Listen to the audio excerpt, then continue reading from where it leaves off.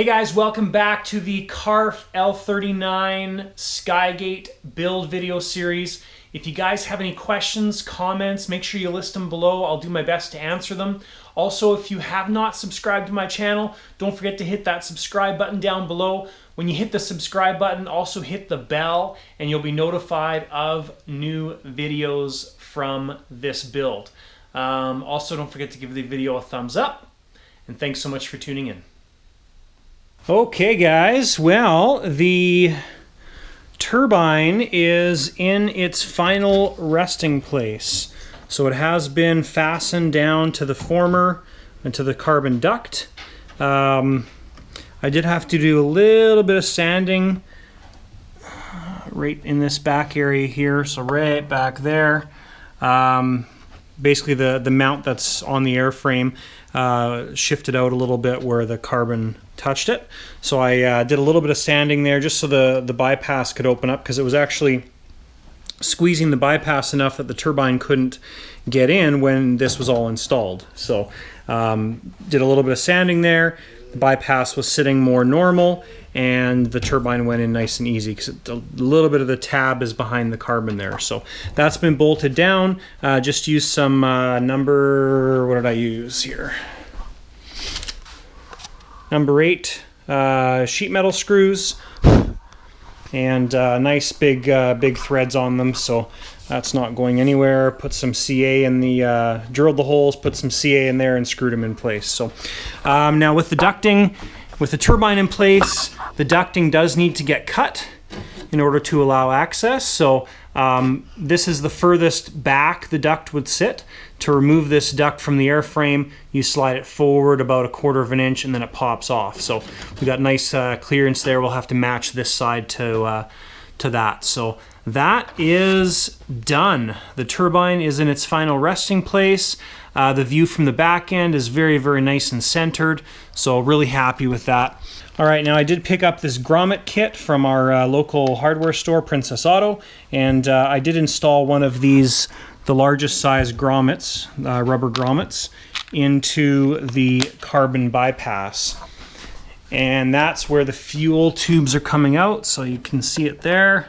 So I installed one of the big ones, and both fuel tubes and starting tubes come out of there.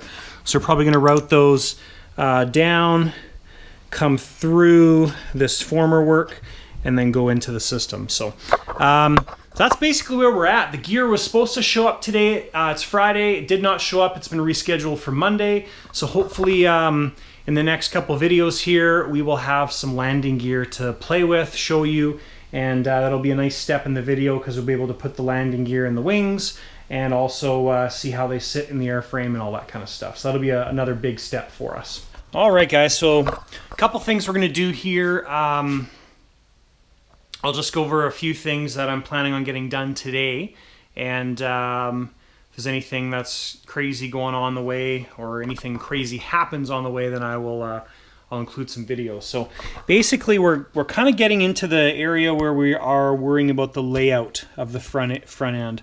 So I'll just tell you kind of my plans here.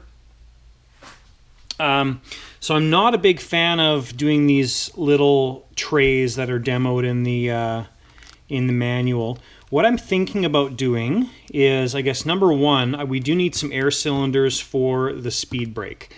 So that's, I don't really want to put the air cylinders here. Now we're using a medium cylinder and a small cylinder. I mean, for the air brake, this is plenty. We can probably get away with one of these. Maybe I'll install one. We'll see what happens. But my thinking is, and I've done this in a few of my jets, is we're going to put the air cylinder, give you a backup view here. We're going to put the air cylinder down in that area, in the back end. Now, the reason for that is there's lots of room. I mean, it's not even going to be close to the pipe. I've done a Eurofighter build where it was maybe 2 inches from the pipe and it never was an issue. So, so one of the reasons is I don't really want to have the air tanks in this front area. So if I put that air tank in the back, that'll work out well. And my thinking about this front area is actually having 2 long sections, so one on either side, that are sitting flat, but have a nice, the former work they're going to have to sit on is going to have to be angled and fit the profile of the fuselage. But basically having those nice flat pieces, maybe this long, maybe shorter, not really sure how that's going to work out. We need to put our UAT somewhere, our bubble trap. So anyways, running 2 pieces like that, and then all of our wire work is going to be run in the center. So we've got these nice channels that we picked up, these little organizers that can sit across there, and the wires will be all nice and organized as they come down the center and then split off to wherever they need to go. So that's kind of my initial thinking. So I'm going to work on that today, most likely. Mount that air tank back here. I've got to run the air line. I'll run it with the wires that come out front. We cut this out for the turbine yesterday. Obviously the duct was coming straight down before, so we need to cut that out to allow room for the turbine. So I'm going to clean that up a little bit, and then I'll match this side to that as best as possible. But that's kind of the initial things I'm going to work on here next, and I'll keep you guys updated if as I finish things and if there's any hiccups going forward. So also got the servo horns for the gear doors. So I need to get probably those set up, which I'll flip the fuselage upside down and work on that. Maybe I'll do that next. But anyways, that's kind of what we're working on today and in the next video clips here.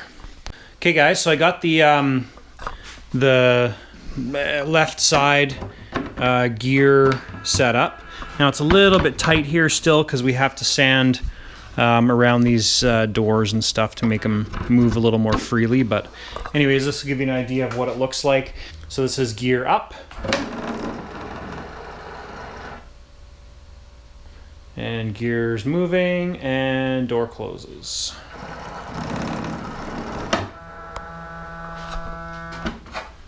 And then gear down.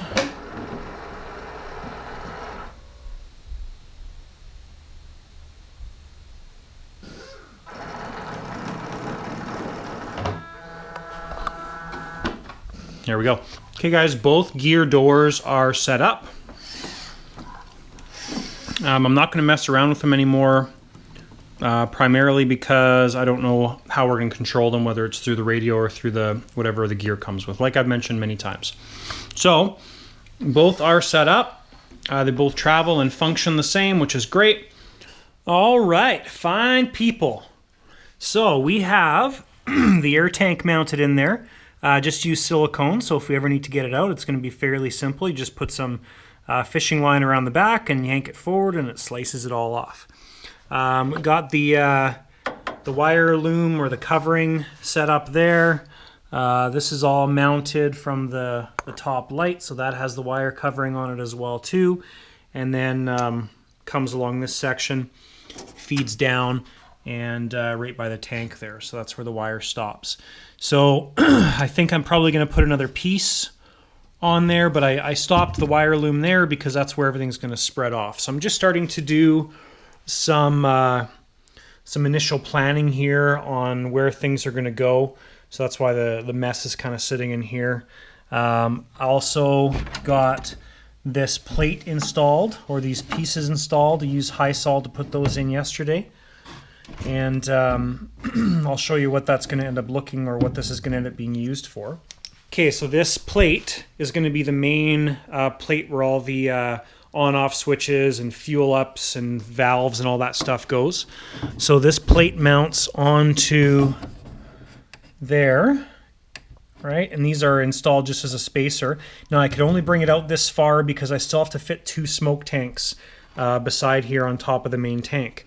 But what this will do, and this isn't finished yet, I've got to round the corners and make it look a little bit more pretty, but that's where it's going to sit, like that. So there'll be the fuel on-off valve, the main power, you know, all the switches and anything you need to start the plane right there. So that's the plan, and the depth there gives me enough depth to do whatever we need to with valves or anything like that. So that is kind of where we're at right now. Next thing I'm going to work into is, I think, two different things. So number one, this is the accessory mounting plate that comes with the kit.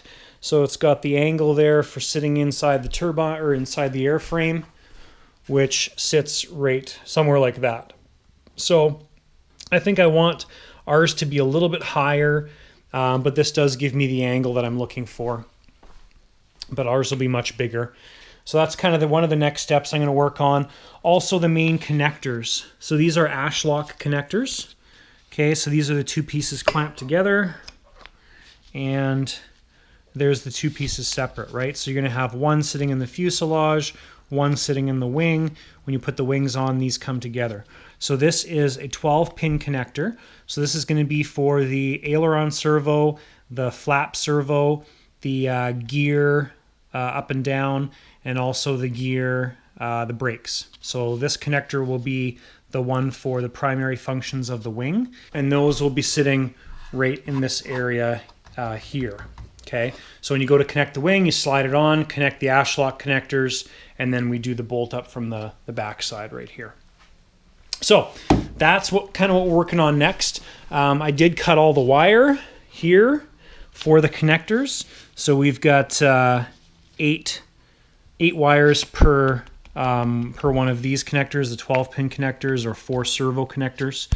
I may be getting a little bit ahead of myself because these are going to be for the gear and brakes, so we're only going to need a positive and negative, I'm assuming. We don't have the gear here yet, but this is basically what's going to be bundled up at the wing. And so we're kind of working on this stuff next. On-off valve, and again, that on-off valve is going right in this area right here on that plate, right? Main fuel on-off valve. There's all the Ashlock pins, so they're using a special pin, male and female. And that's kind of what we're doing right now. So kind of all the wiring and the organizing and that kind of stuff is what's in works. All right, so I want to work on making that platform on top of the tank. So what I did was make a cutout out of paper. So take this piece of paper. It was a square piece, obviously, before.